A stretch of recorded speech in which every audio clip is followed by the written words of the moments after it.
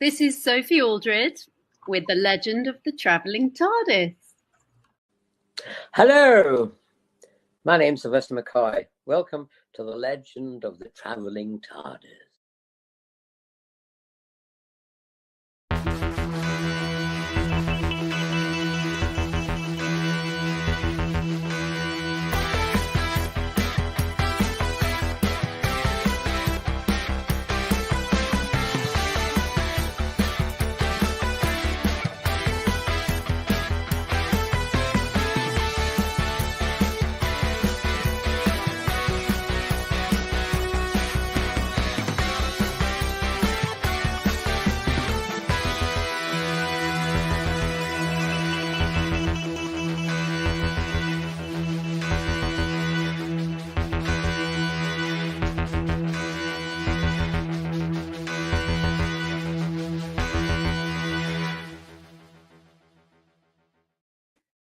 Hello, fellow Whovians, and welcome to The Legend of the Traveling TARDIS. I'm your host, Paparazzo Dave Chapman, and that was Sophie Aldred and Sylvester McCoy. What do those two people have in common? Well, let me tell you. No, it is not that they were both on Doctor Who at the same time. It is the fact that they both share a birthday with Mr. Christian Bale. Christian's not on the show tonight because Christian is off enjoying being 50.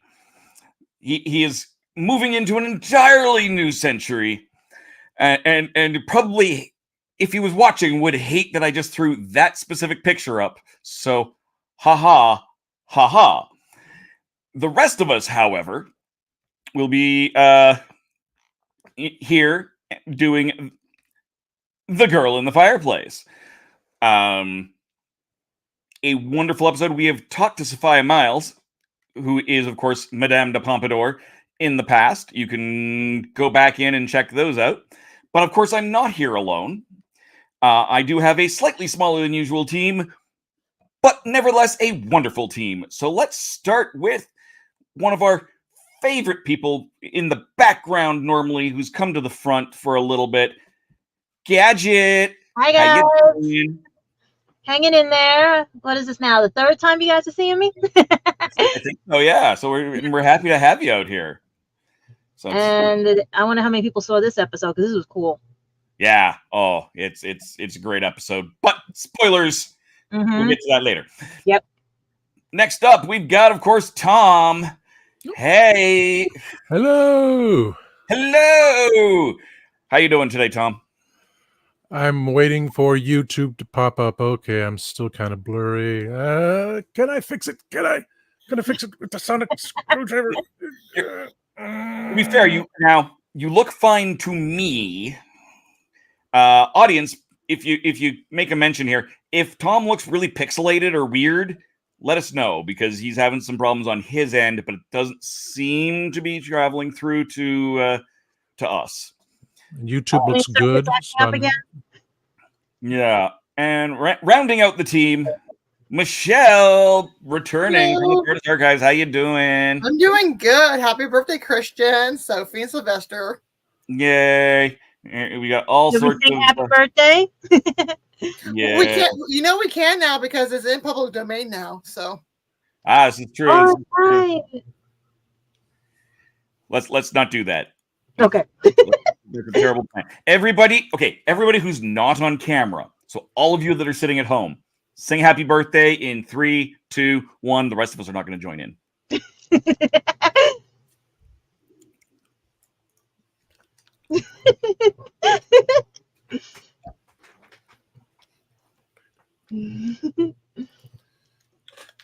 All right. There, we all sang. Or at least everybody at home did. Thank you. We appreciate that. Have yourself a fun time. Everyone's wishing Christian a great. I'm loving this. Yeah. Except for Tom, who's just giggling. The hashtag king is hashtagging as he does. Hello to everybody. Hello. Hello. Jim was nice enough. Jim has been great. He popped into my last few streams and popped into the random pre-show that I did here just before this episode. So I'm glad. Thank you, Jim. Hello, welcome back. Yeah, you asked this just as I was leaving just as I ended the pre-show, wondering what star Sophia picked at the end of the show. That's a good question. So the three of you, at the end of your reviews, I want you to answer that question. What star do you think that Madame de Pompadour chose? All of you in the audience, go ahead, give us your rating, 1 to 10 TARDISes, and tell us what star you think it was that she went to see, or planet, or whatever where do you think she was going to do this? Because we can. Oh, yes, of course, it is a belated birthday to Jonathan Frakes and Tom. Jonathan's going to be in Edmonton next month, so hopefully I'll get a chance to work with him some more. Everyone's all here. Tom looks all right. Looks good here, Tom. Happy birthday next month to Artful Roger. Happy birthday, Christian. All right. So I'm going to make a note in here. Tom, 1 to 10 TARDISes. What do you give The Girl in the Fireplace? Holy moly, I did the review, but I forgot to write the number. Okay, so... All right, Gadget, what number do you give it? We'll give Tom a chance to do math. Actually, 10 out of 10. 10? All right. All right. She wants to go last. Yeah, apparently. I'm the host. I'll go last. Ha, ha, ha. Michelle, what do you give it? 9 out of 10. All right. Tom? I guess I'll go first. Okay. I'm not going to sneak in 9.5. I'm not going to do that. It's not the Price is Right. On the price, I'll give it a 9.1. No, I'll say 8. 8. I'm not going any lower. I'll stick it at 8. All right. Well, we'll just bring you right up now, and you can tell us why you say 8. Because I just ate and I'm quite full. And So he just kind of Terrible reason. Why did we bring him on the show? We're just going to ditch him right out of there. No. We'll bring him back in. Okay. Oh, dang it! I should put some acne spots on. Okay, so I say 8 because it's well, we love Moffat, and basically this is the start of Moffatism. I think that was the terminology, because it's basically the empty child set in France. The same idea that was in. I still love Empty Child. Still love this one. I'm just pointing out because everyone else gives it a high score. Everyone gives their reasons why it's so perfect. I got to bring everyone down and grounded. Say, well, it's time to nitpick. So I say it's the Empty Child set in France. The same idea in a new story. I mean, George Lucas has done it. I've done it. I don't have a problem with it, but it's been brought up. The repeat of ideas later with the 11th Doctor, but we will, of course, talk about that later. Number 2, is this too much to combine the villains? By itself, being stuck on a ship, we had a whole horror movie. The robots are tearing apart the people and putting them together, but we decided to cross it with a romance. Horror movie with Casanova, which is still fine. You know, still loving the show. It gives it the balance. Haramity. Haramity. Haramity. Yeah, there we go. Yeah. That's hilarious. Sorry, babes. See, number 3, the idea of alien technology doing its job without understanding what it's doing. And that's the truth. It's trying to fix the ship. So what can it do? It's taking the parts that are available.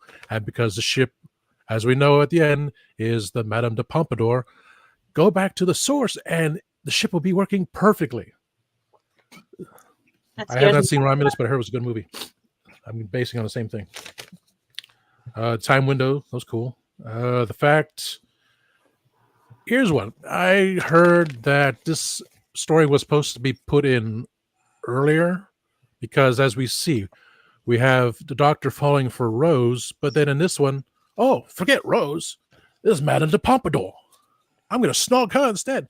And then I'm bringing Rose and Tin Dog, Mickey the idiot, together on an old adventure. It's like, it's like, and when he comes back, so to save them, so, oh yeah, I didn't forget about you, but I'm going to go back and have some more fun in France. Like, you're trying to build a relationship with Rose, and then you jump onto the Madam, and then you jump back. It's like, okay, very Casanova.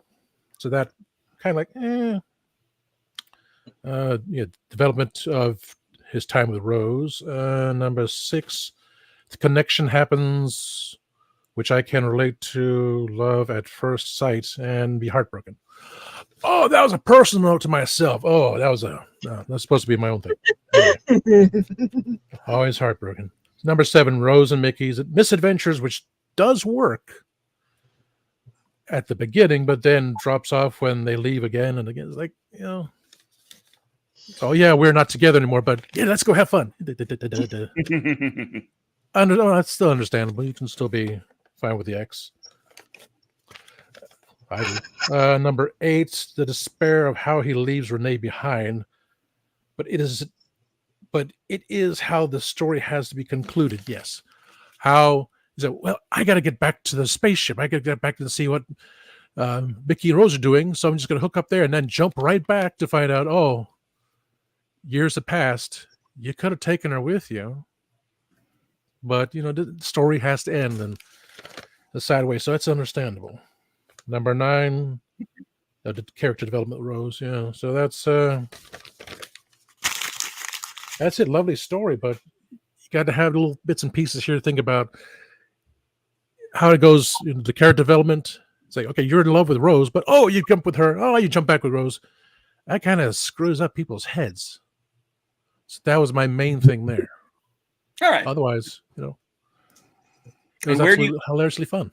There you go. Where do you think that she decided to go? Where did Renault say she was going to go after? Barcelona. Oh. Barcelona. All right. That's not that's a very far away star. It seems. That's okay. You can go anywhere, anytime. Right over there. No judgment. All right. So, how about Las Vegas? Go see my boss. You could do that. Vegas is definitely a whole another world. I think we can all agree on that one.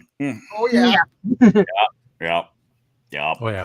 So, well, there is one Canadian Prime Minister claims he saw space aliens in Vegas. Yeah, but that's just what you do. Is that just a Canadian thing, or I mean, maybe I don't know. I've certainly where would an alien hide? Vegas, right? In plain sight, hide in Vegas. No one will question you. He's on the corner. What happens in Vegas stays in Vegas. The adult flyers. He's on the corner slapping them and handing them, trying to hand them to you. Exactly. Getting the pictures taken. Got to get that money in somehow. You know, at the time you couldn't just go jump onto a TV show. You know, couldn't go just be a random doctor in some small town or something like that'd be crazy. What can an alien would do that? Whole other show. With that being, dun, dun, dun. Yeah. Back to the doctor. Oh, Barcelona, the planet, not the Spanish city. I'm sorry. Yeah. Oh, I'm terrible. I'm terrible. Roger. Time Lord Boy, loved this one. Says great episode. Artful Roger also gives it a 9.8. Gotta love Arthur the horse and the clockwork villains that cooked the entire crew for parts, which is pretty sick. I can get behind that. I can get behind that. So next we had Michelle giving it a 9. What kept it from being a perfect 10 for you? What worked? What didn't, Michelle? Okay, great episode. I do love it. For me, what kept it from being perfect is I also agree with the Reverend. I'm not the biggest fan of the romance with the Doctor. I'm old school in the fact that I believe no hanky-panky in the TARDIS, particularly between the Doctor and his companions. And you think about the fact that he's been in and out of this little girl's room since she was like 11 and keeps popping up. In today's world, it's a little creepy. Some of the romance aspect. I mean, even in the 18th century, having a guy in an 11-year-old girl's room would not be that cool. And she immediately goes and kisses him when she just sees him. Just kind of seemed odd. Also, I would have loved if they had played more with the real Madame de Pompadour's backstory. She did live an interesting, sad life. She did die at the age of 42 from tuberculosis. That's what killed her. She also had 2 children who died young. So she lost both of her children, and she was in many ways the uncrowned Queen of France. And after she passes away, Louis XV is never quite the same. And many people argue he's never was as good as a king without her. So I would like to see a little bit more on Renette's backstory, how she got to be Madame de Pompadour. But again, it's a fun episode. It's very inventive episode. You don't see episodes like this typically anything but Doctor Who. So it's a very classic Doctor Who episode. I love the horse, love the clockwork droids. They're creepy, but also kind of fits in with the 18th century, which were fascinated by mechanical beings. And we have some of in England, they have these beautiful mechanical clockwork devices that still work. There's one that's a swan that looks like it's eating fish, and it's just gorgeous. So this idea that these alien beings are kind of masking themselves in and looking like 18th clockwork characters, that's very accurate for the time period, and a kind of a fun play on it. I love the horse. I love Arthur. It's so funny. I was watching it on Sunday morning, and my mom came down, and she came down just as the section shows the horse when he's following him on the spaceship, and she just watched the rest of the episode and thought it was a delight. I just love his banter with the horse when he tells, quit following you, I'm not your mother. And then when Rose tells the doctor that he can't keep the horse, and he goes, "Well, why not? I let you keep Mickey." I think that's pretty funny, because last week Mickey realized that he was the 10 dog. So yeah, he's the third wheel. All in all, the costumes gorgeous, the settings gorgeous, very much accurate for the time period. I enjoyed that. Just a fun episode. And just a truly unique Doctor Who episode. Valid. Yes. No, it's. I agree with a lot of that. Time Lord Boy mentions, it is a bit weird. Definitely with the whole 11-year-old thing. And definitely today, especially with our modern sensibilities, I mean, those things maybe not so much we would think about it in 2006. I think we're just a little more aware on things now. And like today, it'd be like, oh, you're in your 11-year-old bedroom. I think she was 7. Or 7, or 7 and 11. I think. Yeah, I mean, just the idea of having a fully adult man in a minor child's bedroom, even in the olden days when they would have some weird marriages, but even this time period, that was kind of seen as Yeah, for me, as far as the he's known her whole life. He's known her for 5 minutes, and so I can certainly see if you 11-year-old her and grown-up her, there would be a very large disconnect, right? It's been 5 minutes. This is 2 entirely different people, not a child. So I think I can kind of see that as a bit of a mitigating factor as far as that part of it goes. Yeah, right? Whatever happened in her life in the intermediate time is a whole other story. But yeah, as far as he's going, it's been a few minutes as an entirely different person that he didn't know who it was at the beginning, right? True, yeah. I mean, so it's not like he's like, oh, look, you're legal now.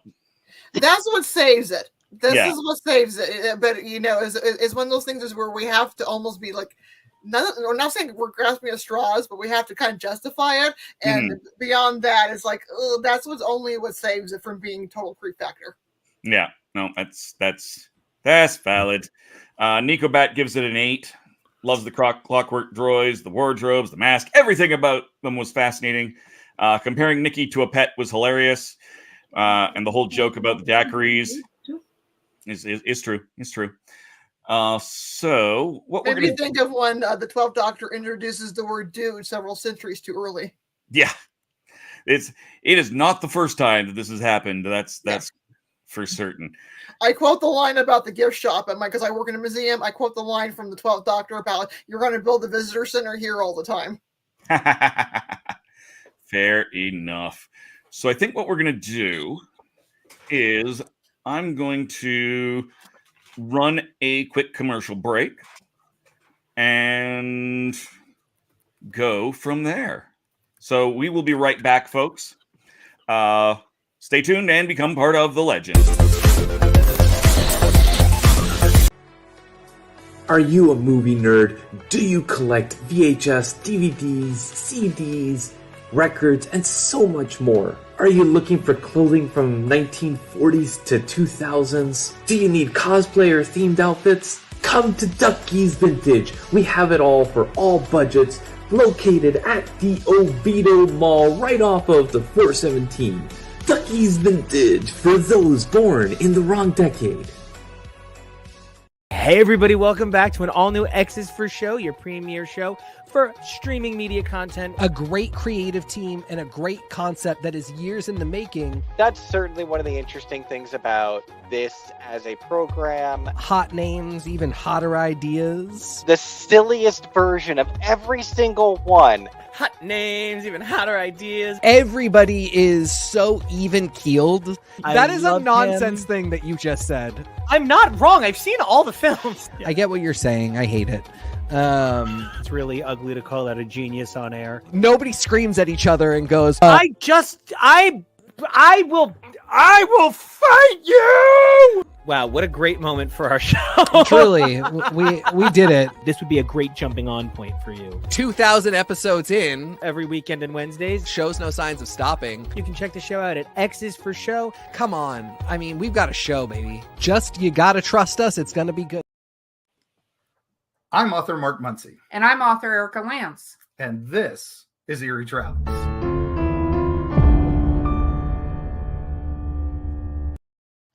Greetings, travelers. Join us as we travel through folklore, myths, monsters, legends, and dark history. Now, we'll be your guide to the spooky side of reality as we discuss cryptids, paranormal, and all things preternatural. Sometimes we find the truth is way scarier than fiction. We're on twice a week on your favorite podcast platforms, including iTunes, Spotify, Amazon, and YouTube. We have amazing guests from all of the areas of the strange and unusual, including witnesses, investigators, and more. Now, with Erica's curiosity and ridiculous array of pop culture and true crime knowledge. And Mark's decades of experience diving into folklore and the legends with the truth that's behind them. Yeah, so join us, travelers, as we take you to the edge of reality, and we'll see you on the other side.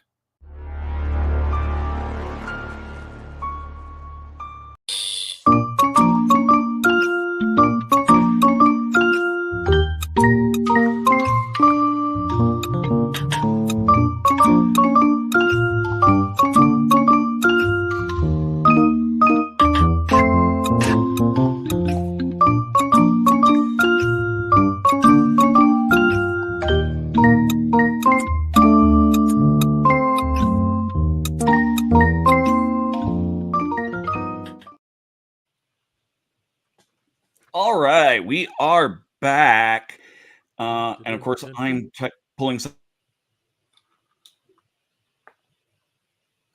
something else up in the Calgary Fringe Festival. It basically sold out its run there. And come on, computer, catch up.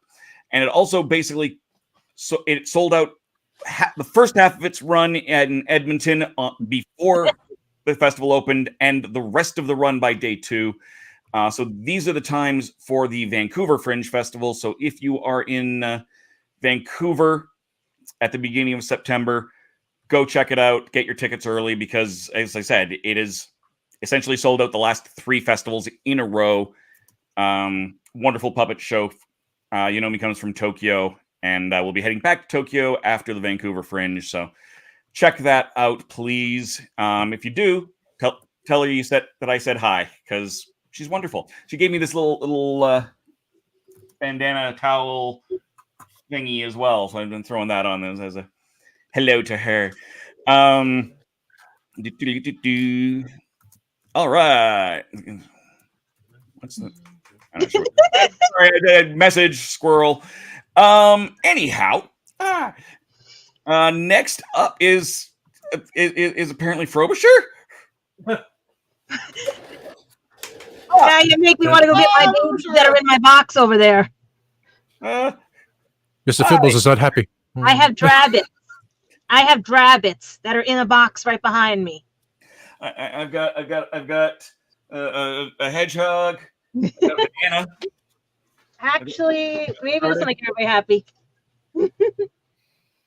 Always have a banana. Yes, you do. Important lesson from this thing. Especially this episode. Yeah. And Squishy's over here. I got George Washington. We got so lots of stuff. Yeah. Now, here's the funny part. I started putting this on because I go to the anime conventions, right? Who knew that I had something in common with our last episodes of the new season? Somebody stuck on top of a TARDIS. Love it. Yeah, like this is crazy. Mark is still down from the flu from his last event, Wonk Fest. That's unfortunate. So Gadget, yes, you gave this a 10 out of 10. Yeah, this is Talk to like me. one of my what makes it perfect? favorite episodes because I like history and I love anything that does with the royal family and anything, like when it's the French royal family or like the British royal family and stuff. Especially that she was very smart and not conniving smart, but smart to the way her status was, that she can manipulate and also give, like the way Madame Pompadour was, like the good guidance to get things going. Like it was her ideas, but under a male facade and everything with King Louis and with everything and stuff, like, you know, like that, as well as how the doctor said that now we're part of history and everything.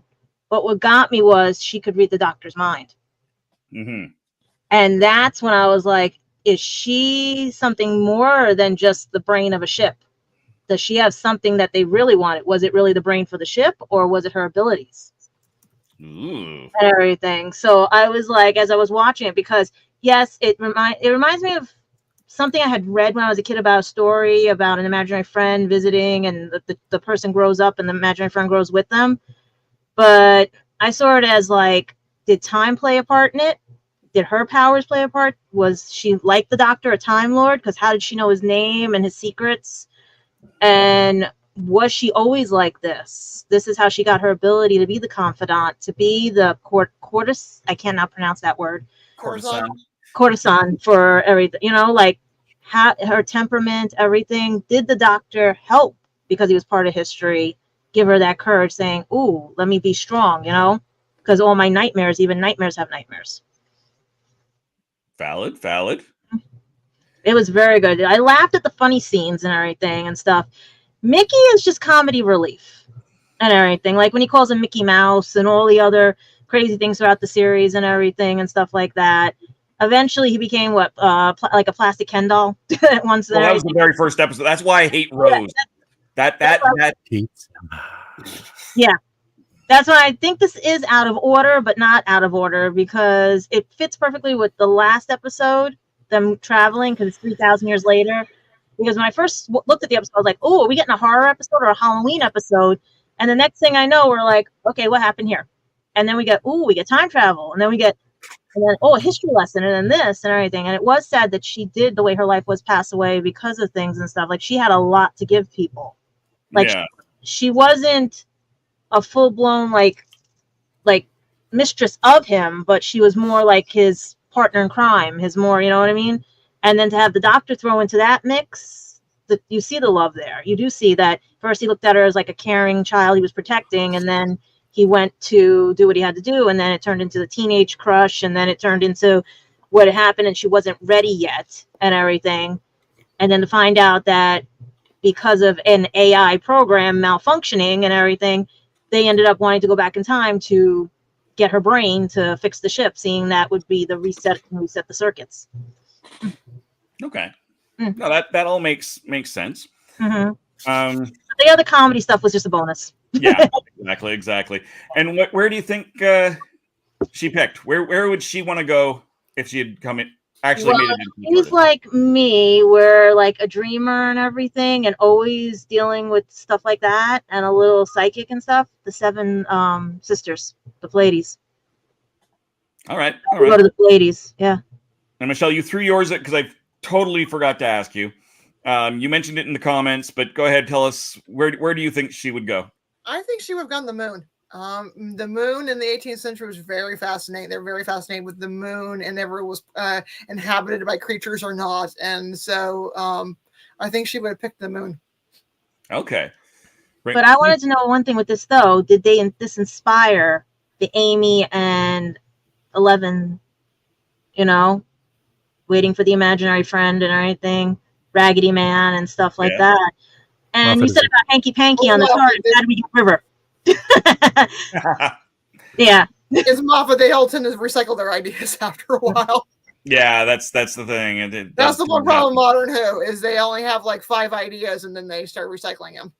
Mm-hmm. Yeah. Artful Rod would be like if the 10th had courted Marie Antoinette instead of Renette. I mean, keep in mind, got married to Queen Elizabeth. Marie Antoinette was she was the other thing. All sorts of other, historical figures that the Doctor has been involved with. So historically, Marie Antoinette was not that bright. She did not have the greatest education, and also she was more sheltered sexually than some of the other queens. That's why I'm not sure if I buy it if she ever had an affair with von Fersen, Axel von Fersen, because she was much more sheltered. Antoinette, and when she was raised at the Austrian court, and that's when she first came to France. She was so shocked at how sexually promiscuous things were because her mother, the Archduchess Maria Theresa of Austria, kept a pretty moral court. So I don't think it would have quite been the same. And she was sweet, but a little bit of an airhead. The real Marie Antoinette. I would say rather than an airhead, she was more of a metalhead, as we discovered a few weeks ago at the Olympics. Oh, come on. Gojira was one of the best parts of that opening. It's 250 years old and still.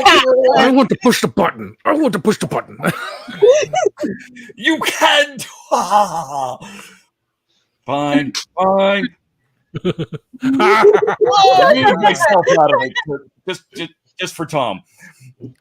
And for those curious, I shall also pointed out that the strawberry daiquiri was invented in 1898. Okay.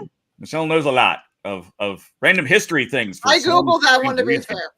I knew it was the 1890s, but I just wanted to be fair because it was around the time of the Spanish-American War. Yeah, no, that's fair. I wish Dr. Freedom was on the panel. He's been a bit busy in his own world. Yeah. He's got his own stuff that he's dealing with, so I'm sure someday maybe we'll see Dr. Freedom come back to the channel. We'll see. I'm not saying no. I'm not saying yes. I'm not. But it certainly would be be nice to see him again because we don't get to see him very often. Oh, I almost forgot. There was one other thing that someone else wanted to say a little something to us.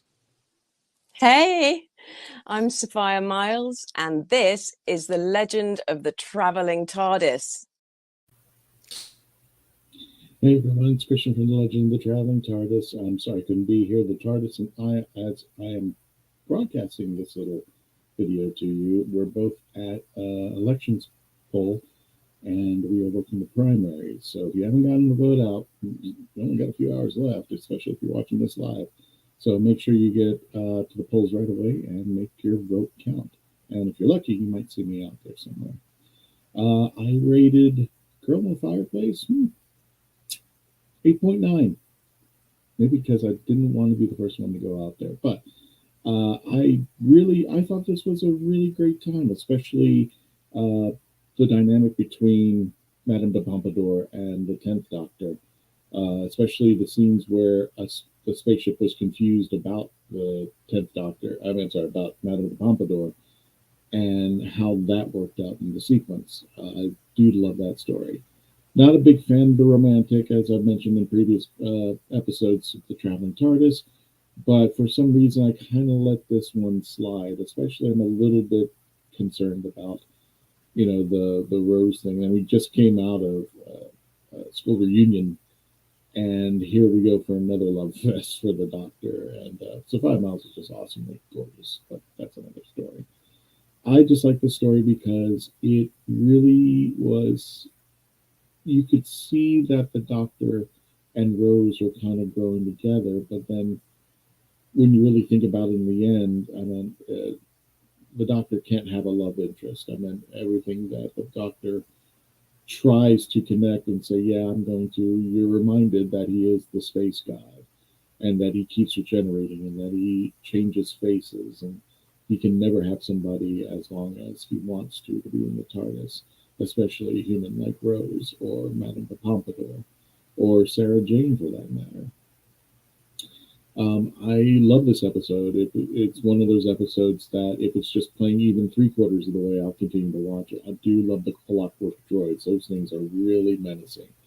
And to tell you the truth, I can't see it. I'm really, scared by things that you can't see the eyes inside and then you can't see the clockwork droids' eyes, and their weapons are these mechanical arms and stuff. I just thought they were really cool and they fit the period so well. And they could be intertwined between the spaceship trying to hack up Madame de Pompadour and, in present day France down here, their present day France. So I just really had a good time with this episode. It's one of those episodes I like watching over and over again when there's a marathon somewhere on a cable channel or now on the streaming services these days. So I give it an 8.9. I really enjoyed the ride. I do like Alpha the horse. That was a nice little twist. There were some hokey moments, especially when the Doctor breaks the mirror with the horse and jumps through, but it did give it a question of, can the Doctor, I think the biggest question about this episode is, can the Doctor find peace and solace if he were to be grounded, if he were to just spend one moment in time for the rest of his life? Where would it be?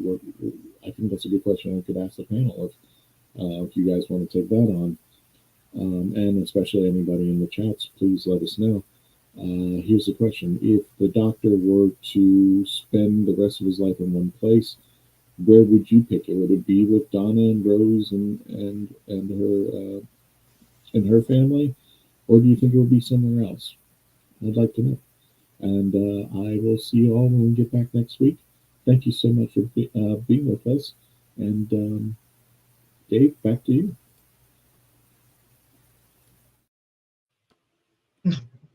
Happy birthday, Christian! Yeah, I had to put this picture back up again because that Tom. This is everyone make a face like Tom because he'll screenshot this. There you go. Have fun with that one, Tom. Okay, now I gotta get rid of this picture. Where's the right button? Bye, Christian. So yeah, Kristen was kind enough to send that in. Quality was a little bit not so great. Not sure what happened. I did not have a chance to watch it before we went live. I almost forgot that it even existed. I did. I also did, just not in time to, like I said, to check on the sound or anything like that. Time. What is time traveling, and you don't have the time. Oh, for God's sakes, Gallifrey! Right. Gallifrey. I'm out of Birds of Prey. Sorry. Anyhow, stands. Don't forget that Artful's reminding us that 11 almost got accidentally engaged to Marilyn Monroe. Now, I had a thought. Give or take 100 years, the Doctor tends to like this era a lot. Madame de Pompadour, Elizabeth, yes, there's 100 years difference between them, but close enough at this point. Rogue, something about this general era all just kind of disarms him, I think. And I just kind of thought about that as Christian was talking. It's like most of that pseudo romance has happened in that vague area, of time. So that was an interesting thought. It's the elegance, the dressing up, yeah. It's also the time where what we think we know about love comes from, and how to court, and how to love, and the romance of it, and the music, and the poetry, and the courtly love. So the ideas that we have today, what a relationship should look like, comes from this era. The language of it, the symbolism of it, the courting of thing, like you court, just dive into anything. Yeah, because courtly love was all about. It was one way to keep people's hormones in check when they're in a court, and there is a preponderance of men versus women, was how to flirt but understand that you couldn't go to first base with the woman. So you can flirt with the queen, or you can flirt with somebody that's not in a social circle. You get the romance out, but you know that you can't touch her. The one time I don't have my fan by me, I could show you how the fan. Remember they did the fan where you would open it certain ways and everything? Yeah, like you come hither, or you turned it upside down. The one time I don't know where it is. It was the Tudor court there was more men than women, and she went. And historian Alison Weir calls it the hothouse atmosphere of the Tudor court. And so one way to get your passions out was through the romantic language of it all. Can't find a fan, but I did find a Sonic. A dead one. No, yeah, that's okay. It's not too bad. Like everyone calls it my Cyberman one. Really, I was like, this is crazy. The one time I don't have the fan, we could have used it. Artful's saying, to answer Christian's question, that 15 might want to spend some time with Ruby's family.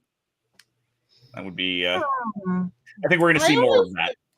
I always see the Doctor as like the professor or the curator. I always kind of agreed with the 11th Doctor, where he goes, I always thought I was going to retire and go take care of bees a la Sherlock Holmes. I always love when he's sitting there and goes, I would be the curator. I would be the great curator. I kind of see him in a little office, Isn't he the curator though? Huh? Isn't he the curator though? Well, I think he is the curator. I do. I do see him going on. I think personally, I believe the Doctor is the curator, but I do see him kind of going off into that curator-esque because, though I'm not officially a curator, I kind of am, and it is at the same time very solitary. You do have a very cluttered desk. My desk always looks like a bomb just went off on it. Yeah, no, I could see that. I could also see, again, it all kind of depends on the Doctor too. Yeah, which generation we're on. Yeah. Yeah, like 12, I would have could have easily seen him continue on as the professor in university for another century, just to confuse everybody. The 4th Doctor too. I could see him going into Cambridge or Eden in his little. Exactly. 11.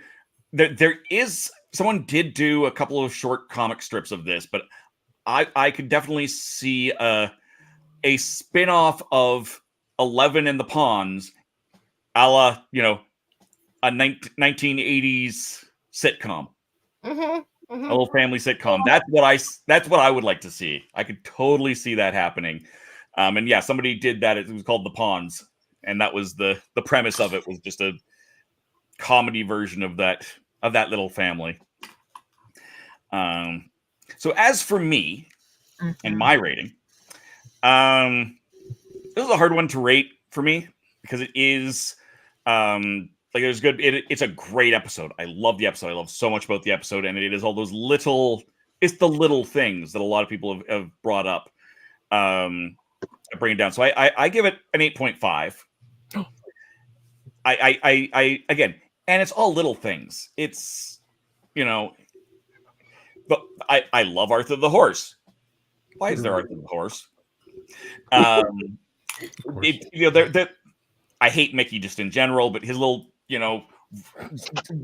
commando roles. Like, I know this is comedy relief. It fits his character, but also, really. So it's me being picky. It's me being picky and petty, and it is a low 8.5 is a low rating, despite I think I don't disagree with people who give it a 9 and a 10 by any stretch. It's just a matter of where do you weigh those details, right? I did love the time windows and the fact that is a concept. So much of this era comes back right now. With the time windows at the end of season 1, right? You get a little bit more of an idea of what that is and how that works watching this episode. I don't remember if this episode was on the list, because they released a list of these are the episodes you really should watch prior to the finale of season 1, and I don't remember if this was on the list or not. I don't think it was. Yeah, it might have been. I know there was a longer list as well, so it might have been. But as far as the time windows, this is a good one to watch to kind of get an idea of how those work in context of all of this, and being able to travel and being able to see and all of the things that are all of the things there.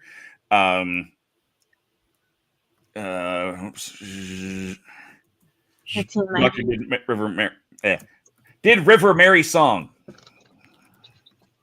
Words are hard.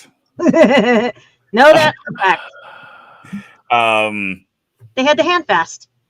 Yeah, exactly. It is. I said I always waffle. And if there's a moment, one moment I'm like, nah, this is a 10. I love this episode. And there's like, oh, that thing. I did love the drunk scene. Absolutely love the drunk scene. Mm-hmm. It is ridiculous. It's crazy. And was he really drunk? Sucker. Yeah, no, it was the perfect. It was perfect comedy. It was a perfect guise to trick them. I love the Clockwork villains. It gets interesting. Eventually, we'll also get our way to, in another 5 years, we'll have made our way up to Capaldi. But they do come back in at the beginning of the Capaldi era in Deep Breath, and we get a slightly different take on them. And it kind of had a thought that by that point, they're the reverse of the Cybermen. Because in that, they're starting to add human parts as opposed to removing them and becoming less human. And the 12th Doctor says, every society eventually gets to Cybermen. Would that Clockwork society, because it kind of is, even though it was intended to not be, would it eventually make its way back around to removing some of those biological components, or moving more into, and we get Clockwork Cybermen? And I would like to see that, because it would just be kind of an interesting take on the Cybermen. Which model are we up to now on Cybermen? I have no idea. There's so many different versions. I want to say there's 5, 6, 7 through the series. There's at least 4, I think, in Modern Who. So that might be maybe the 10th model, like the 10th. Yeah, easily, and that's not counting comics and audio and stuff like that. There's some great videos out there that break down the history of the Cybermen. And I think and they're all 15 to 45 minutes long. Like it is interesting. Yeah, the half-faced man may have the answer. Exactly. Exactly. The other new Cyberman, just a sidetrack because I'm a squirrel. I could totally see the dots from Dot and Bubble creating Cybermen. And suddenly we have a Cyberman with one glowing red eye. That is the Dot. It would be an interesting take. But yeah, it's just there's so much good in this episode, and you just have to. It's an era where you just have fun with it. You don't have to take things seriously. You just enjoy yourself. Sit down, watch it. Watch David Tennant be David Tennant, doing what David Tennant does best. Sophia Myles is delightful in that part. She's a wonderful actress. And like I said, go check out our interview with her. She was fabulous and wonderful. It's like I said, can you make the case that this is a 10? Clearly, yeah. Yes, you can. Not 9 10s are I totally accept that. That's I'm giving it. I'm being harsh, giving it 8.5. That's not a bad rating at all, or not intended to be. So, I honestly would have liked to have seen more of this storyline. I would still like to see more of this storyline, but I would love to have seen more of it before we get to Capaldi. And there was a short. There was a Doctor Who short about it, and I know they come back in a couple of books or comics or something. But I would like to have seen more of them on TV, because they're this design specifically is gorgeous. But yeah, to the cosplayers at all the Who conventions, they do wonderful work on those. Yeah. Yeah. Some even have them ticking, and it's like, how did you get them to tick? Ooh, that's yeah. I think like seeing them against the 11th Doctor would have been fun too. That man in the box energy. Ooh, definitely. I think it would have been. all of Doctors Against It would be interesting. They have the potential to be a Cyberman Dalek level creation because they are creepy. Yeah, they're creepy. They've got a rich backstory of why they exist. They do have a similar backstory to the Cybermen in a lot of ways, in that you could see any society going, oh, well, AI is going to be terrible. Let's bring down the robots and build it clockwork, right? A clockwork creature is not going to lose power if a spaceship loses power.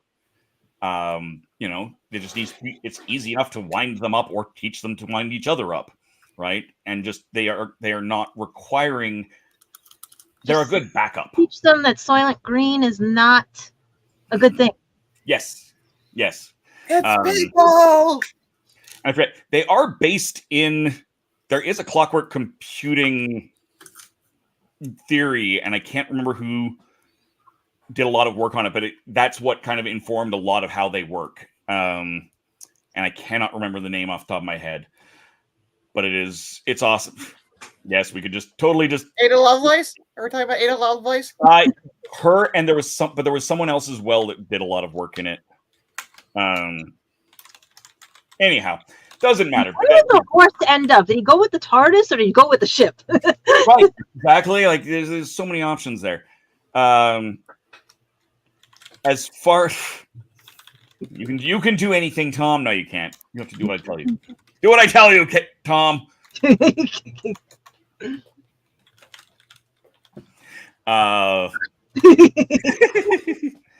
Yes, they were back in breath. That was the first Capaldi episode. That's exactly correct. That was a rough. I did rewatch that episode, and it really could have just been split into 2 episodes. Quite frankly, I think both sides of that episode deserved more than they got. But it was a lovely episode. But we're not here to review that one. And that was the episode that got me into Doctor Who, so I'll give it points. There you go. No, that's kind of everything. As far where do I think they would go? To get to Capaldi, what did they do? They crashed in the past, Mm-hmm. and then took the long way around because that was a theme there. They crashed and they helped spearhead the Industrial Revolution. Were they hanging out with Rogue? No, I think who knows? They can do anything. I have no idea. I think she would just want to go to the farthest star she could find. Go to that one and just point. Second star to the left, straight on top. But yeah, so I think that's about it. Tom, where can we find you? What do you got going on over the next week or so? You can always catch me on youtube.com/@Reverend or just type in Tasty Cake and you'll find me there. I will plan to do some more videos. I'm grateful that there's no pixelation as there was in my last live stream. So live stream tomorrow at 3 p.m. Eastern Universal Time. Who knows what I'll talk about, but I will always be talking about something because I am who I am. That's your boy, Tasty Cake. We can't shut you up unless I take you out of the stream. Oh. And Michelle, where can we find you? You can find me on Facebook at Michelle Hamilton Author, and also the TARDIS Archives. And I think I'm going to be on the Legend. I'm going to be on the Sphere on Sunday. Excellent. And Gadget, I know you've got something coming up. Yep. This weekend, guys, if you're around, I should have Squishy with me. Don't hesitate to stop by. It's at the Javits Center this weekend, Friday, Saturday, and Sunday. If any of you guys are big Whovian fans, I mean, we have a Doctor Who anime. It has been floating around and everything, so I'd love to see your version of that there so we can get you as our companions in our companions folders and pictures on our website and everything. But trust me, guys, it's going to be fun. If you are coming to Anime NYC, catch me. I will get you on camera, and you can tell us how much you love The Legend of the Traveling TARDIS. Yay! Everyone loves it. Everyone loves the Traveling TARDIS. And you can always find me Instagram, Facebook, Twitch, Twitter, well, X and everything. Also saying hi to a bunch of my friends in the VO world and everything. They have a couple of good animes coming out as well, which I'm going to try to help promote and everything. Otherwise, I'm always around. I'm always talkative, and you guys can always find me and start a conversation. And maybe we'll bring you in someday, right? Exactly. Right there, we'll bring them into here to have their opinions, maybe a cast opinion with a fan opinion. Ooh. Yeah. All the options, right? Yep. For me, before this, I said I'd be doing some more For Northwood tonight. I'm still going to do that. It might be a little bit after 9 because I forgot that I'm going to be on Earth Station Who recording that in an hour. So check that out on Friday when that podcast releases. I don't think it's a live one. It might be a live one, but I don't think it is. We're talking about Starcrossed.